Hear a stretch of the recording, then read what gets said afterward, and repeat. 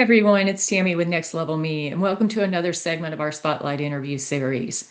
Today I'm with Christelle Pillot, who left a corporate role as the managing distributors worldwide in the pharmaceutical and chemistry industries to become a coach. Now she empowers other women leaders to redesign their professional lives. Thank you for joining me today, Christelle. Thank you very much for the invitation. So you shared a little bit with me about your story, but would you mind telling us what sparked your decision to reinvent your career? Yes, sure. It started long time ago, but the big shift or the real shift was 12 years ago, 2013, and it was in the middle of a depression.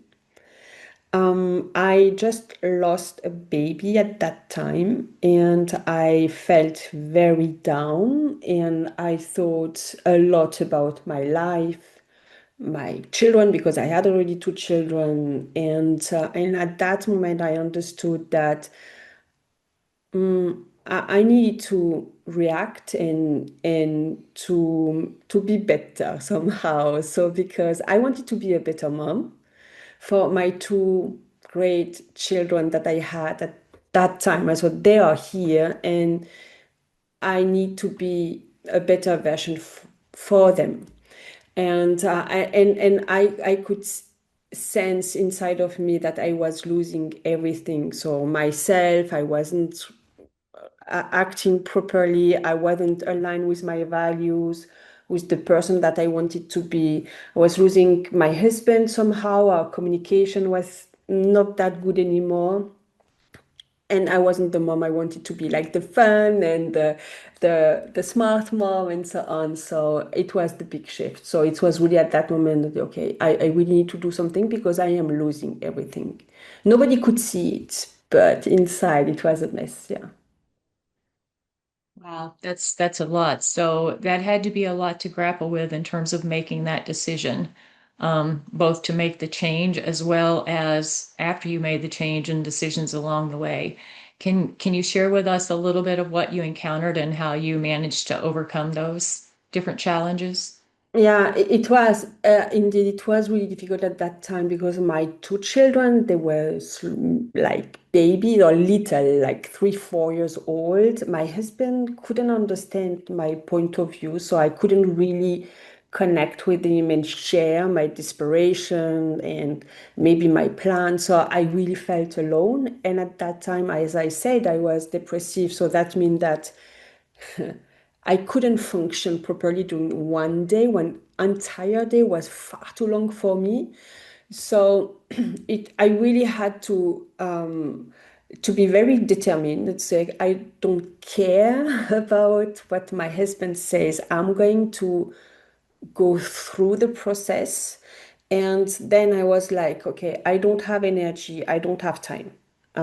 So I need to figure out how can I have more energy and how can I have more time so that I can shift my career.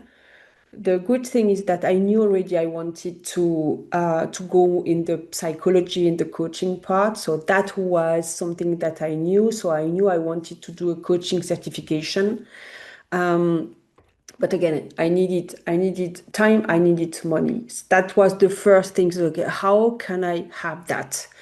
And time, it's not necessarily only time, it's what the energy. How can I have more energy so that I even have a good time management, I can go through my time management because, and it's what I see with my clients. So many of them, they have a wonderful time management. They are great at that. I mean, they studied, they achieved to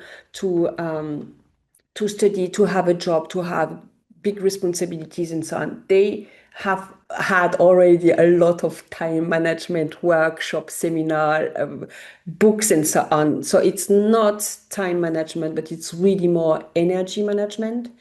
When you have a good time management, but not a good energy management, so you cannot go through your schedule during the day, if you have a great energy management, you have the sensation that you can do far more than what you put in your schedule during one day because you are so quick and creative and everything is possible kind of. So that was my first pillar, like trying to get that.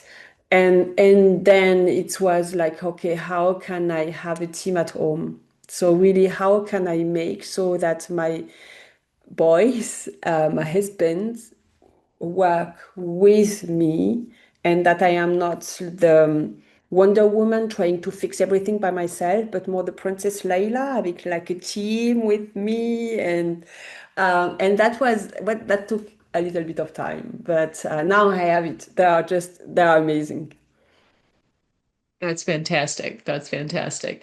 So, can you think of one particular decision that if you had made it gone a different direction, it would have created a totally different outcome? Obviously, not making the change would have been a radical thing, but was there any one thing that really drove you in the direction of the coaching that you're doing today that maybe you contemplated something else along the way, but you came back to this decision? Well, before I did this big coaching shift, before that, I already tried to fix my career because I knew already that I wasn't really happy with it, but it was small fix. It was not really looking inside and knowing, okay, that's the thing I want to do, and that's the thing I am good at.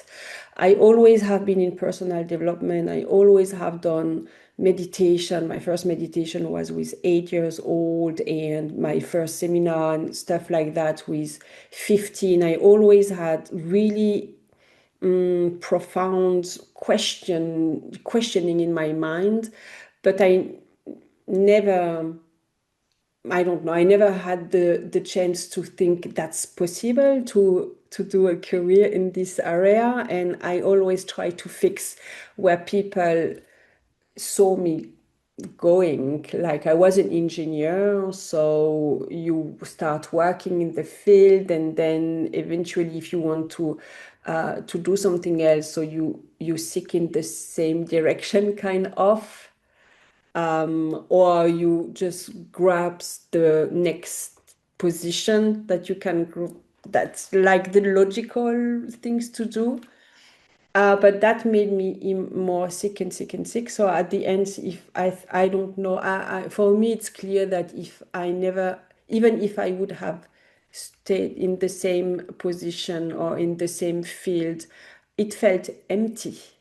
I don't Mm. say that being an engineer or working with pharmaceutical company or chemistry company, it's a bad job or whatever. But for me, it was completely empty. And I knew that already at the beginning, kind of. I didn't want to listen to this little voice inside, but I knew that. I told my mom I do that because I found nothing else to do. Um, yeah, so I think we all have our uniqueness, our power, our superpower, and it's a pity. Some of us we find it directly, and it's great, and it lasts for our lives. So, like my husband, he loved his career, and I think he's going to stay there forever.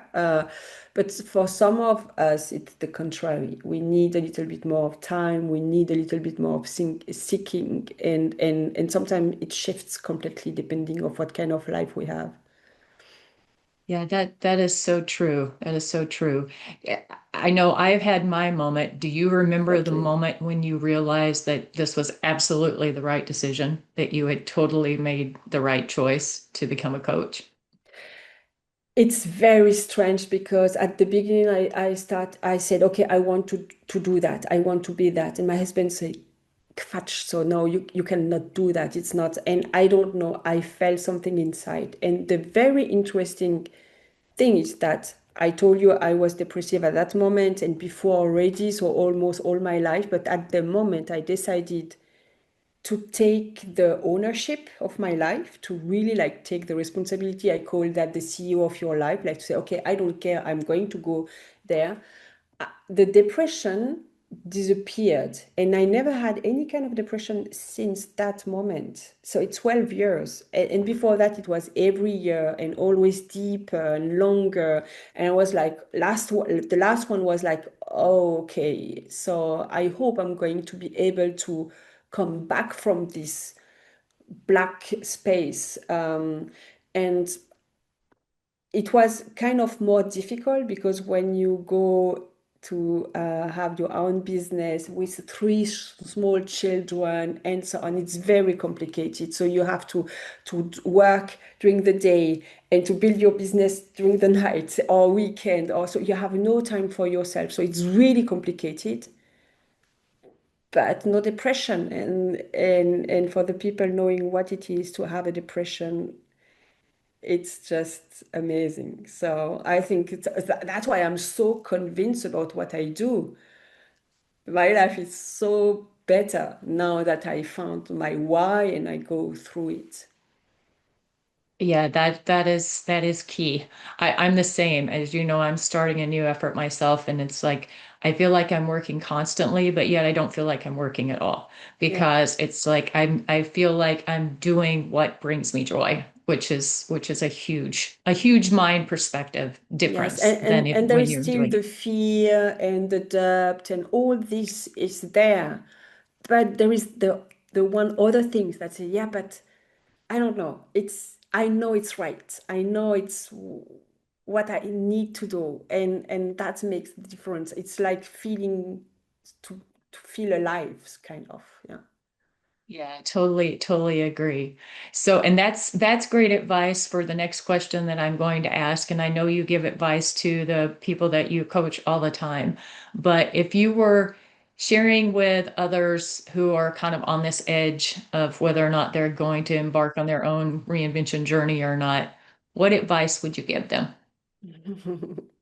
There is a ton of things they can do. First of all, they should be in contact with people that did it as well, like you, like me, like maybe friends. Because when you start to be around people that have done this shift, then your mind start to think differently. Your mind start to think, yeah, maybe it's not so crazy. Maybe it's doable. Maybe it's really what I need to do. So the first thing is really like try to connect with people. And I know so you are all about community, and I am too. I did that alone, and it's possible alone, but with community, with the right people around. So it's so more fun, it's easier, it's quicker, it's there is only positive things. So try to find the people that I have done already the shift that you would like to do. That would be really the first thing. And then the second thing I would say, like plan a bit. Like I love the idea to do design thinking is like imagine, dream, and dream big, and then try to put that in the daily life, and then try to fill the gap. What is missing? What would you like to, where do you have to find the information? And maybe test it without putting yourself in danger so you can first test your idea. And the problem is that so many people they don't even want to start planning and testing. I have a friend of mine. She's planning a big project. It's for in 2 years, but she is already planning and she has fun planning it. Only planning, and yeah, play around. I would say. Yeah, I was just writing a post and I use the analogy of a sandbox. Get in the sandbox and just start playing, right? Just like when we were kids, like just figure out what we can make. Exactly, and all the time where you plan, so you have no, there is no danger there. It's only like be with your books and connect with people and take the information and start planning. And then you will see at some point it makes like a click. And you, okay, now I'm ready. Now I'm ready to take the risks. Yeah, that's awesome advice. So as we wrap up, I have an interesting question for you, and this may be a tricky one to answer. So if the old you in your old career had something to say to the new you based on what you're doing now, what observations do you think they would make, or what do you think they would say? Hmm. The whole old me would say, well done. Would say, well done. And at the same time, the old me would say, all what you teach now, I know it already, but the difference is that you have done the experience of it, and I am still stuck in my position. So I think it's what would say my old one. That's a great note to leave on. Thank you so much, Christelle, for joining me today. Thank And for you. those of you who are watching, I hope that Christelle's story has been an inspiration to you. If you're at the crossroads of your own reinvention journey, take this as a spark to think about what's possible. As she just said, dream, get started, make a plan, figure out you never know what's on the other side of the horizon as your next level me. And if you Yeah. need any help, let me know. See you on the bold path.